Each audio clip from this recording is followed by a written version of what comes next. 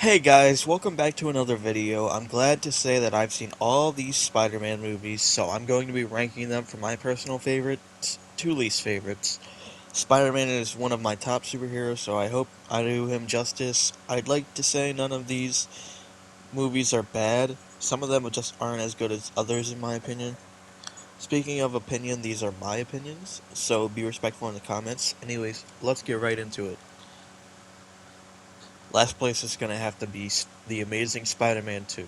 I mean, it's a great movie, but it's held back from being amazing. From Electro's design to Harry Osborn or Little Goblin Jr., I don't like either of them as villains as much as other iconic villains.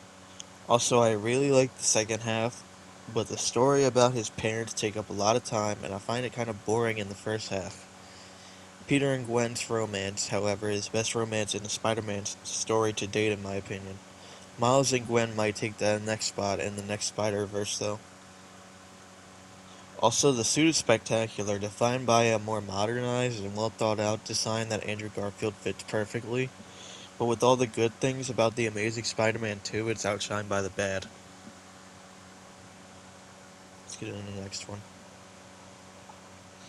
Spider-Man Far From Home takes this spot, and I know it might get some heat in the comments for it being this low. While Mysterio, played by Jake Gyllenhaal, is a great villain in this movie, his motivations don't really make sense in the long run.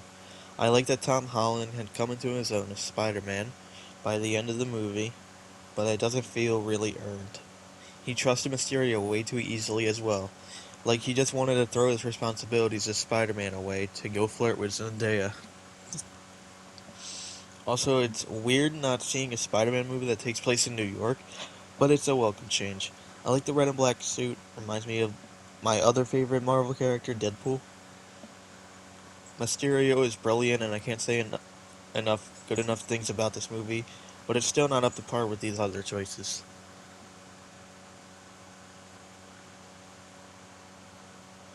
The Amazing Spider-Man 1 is the next on this list, and it's a really good Spider-Man story, but the most boring one. I like Andrew Garfield as Spider-Man in this one more than the second. The Lizard is a pretty standard villain. He's kind of bland compared to other villains and has no real charisma. Other than that, the romance between Peter and Gwen is on point in this movie. The movie is also very funny and it shows how good at quipping Andrew is, but it's still, with that being said, Andrew is still my least favorite Spider-Man. Sorry. Yes, I know I'm going back and forth with my choices, but Spider-Man Homecoming is in this next placement for me. Iron Man as a mentor for Spider-Man is actually brilliant, but I think it would have been better if they teamed up at the end. As much as I like superhero team-ups, I still like the direction this movie went. It was hype. I still miss Uncle Ben's impact in the story, which he has none, but it's still a banger. Also, the Vulture is a great villain, and it's not as great because once again, he's a villain built by Tony Stark's mistakes, which shouldn't really be Peter's problem, but what can we say, he's Spider-Man. Sam Raimi's Spider-Man 3 takes the next spot. I love the Raimi trilogy. Tobey Maguire just happens to be my favorite live-action Spider-Man, and this is amazing. Despite the overwhelming villains, I love Sandman's character.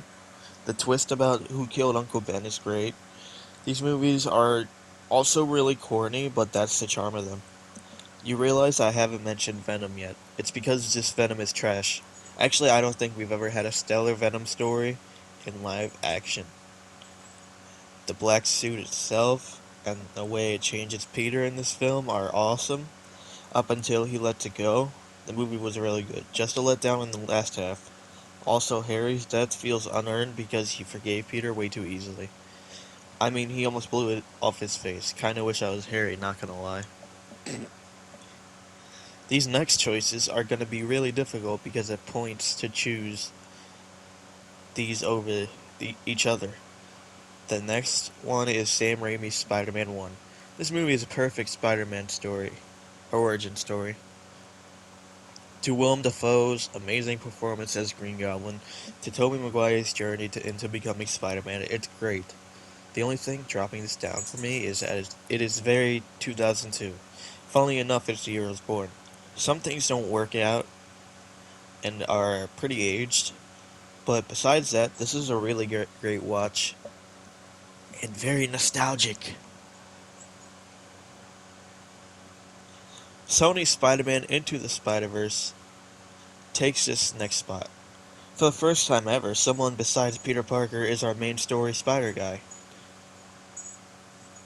It's a welcome change because Miles' origin for this movie is actually better than the comics even.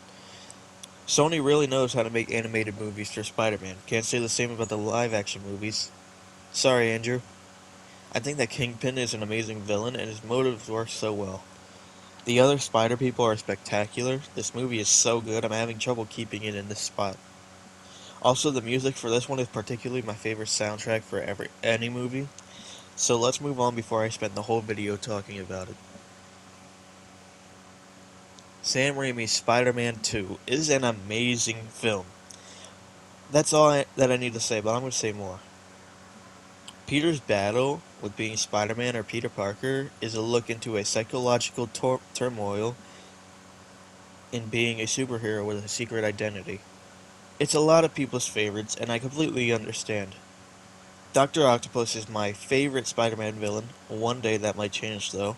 Peter and Mary Jane's relationship is the best in this movie. I like how he can't decide if he wants to be with her or not.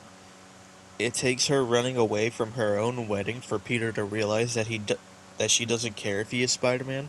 She loves Peter for Peter, kind of reminds me of my own love life. Also, that would have been a great villain origin story for the guy she ditched. Okay, let me stop gobbling on this movie, it's glizzy. Let's move on. Here we go, my favorite live-action Spider-Man movie. It's the MCU's Spider-Man No Way Home. The story alone, without the nostalgia, is showing that Tom Holland's journey as Spider-Man is really only getting started. The villains are better in this movie than even their own movies. Andrew Garfield's Spider-Man is redeemed in this, and so is Jamie Foxx's Electro. I can watch this movie and never get bored of it. The reveal of all three Spider-Man in a movie together was surreal. Being in the theater for that was a great experience as people were cheering more loudly than any other movie I've been to. Green Goblin in this movie was a straight menace. He carried this film. Seeing all three Spider-Man together was something I'll never forget. My top movie for sure is Sony's animated Spider-Man Across the Spider-Verse. This is like every movie has built up to this one, and it is not over. It's a cliffhanger movie. It ends on such an amazing cliffhanger that I literally never thought it would end so good. I am so excited for the next one. From the spot to Miguel O'Hara, Spider-Man 2099.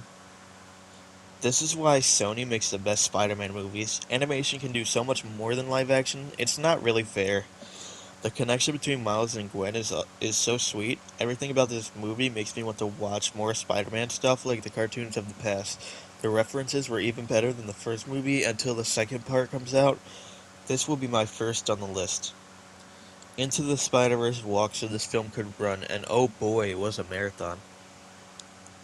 Thanks for hearing my list. You can tell me I'm wrong in the comments. Remember, these are my opinions, by the way, so make sure to respect them. Having been said that, I hope you enjoyed the video. Subscribe for more, and I love for you to check out my anime ranking video before this one. I'm not proud of the views. My content is evolving. Join my journey, and I'll see you next time.